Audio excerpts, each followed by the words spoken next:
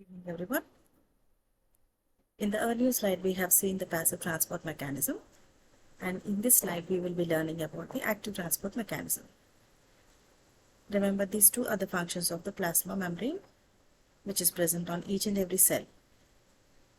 Here, if you observe what is this active transport mechanism, why we have said active transport mechanism, this is because you can see in the second point that active transport mechanisms, they require the use of the cell's energy, which is in the form of ATP.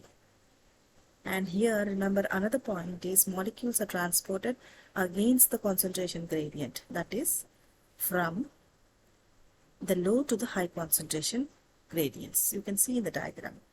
Here we are showing the diagram in which the red color molecules are moving from the area of low concentration to the moving area of the higher concentration.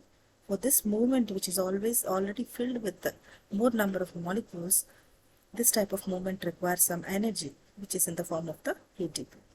And here ATP active or ATP required ATP dependent transport mechanism, it uses some special proteins which are called as a transport proteins.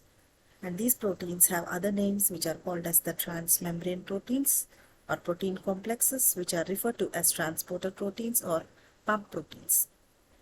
In this entire process, energy is used as an ATP. Source of energy is the ATP. And here these pumps use the metabolic energy, and then they help in the movement of the ions as well as molecules against the concentration gradient, that is from the low concentration gradient to high concentration gradient. And there are different types of pumps for this, different types of ions. For example, if the pump is moving sodium and potassium ions, then it is called as a sodium potassium pump. If the pump is moving calcium ions, then it is called as a calcium pump. If the pump is moving the protons, then it is called as a proton pump. Each type of the transport protein is designated as a transport protein, and because it is specifying it is transporting a specific ion or nutrient into the cell. So here,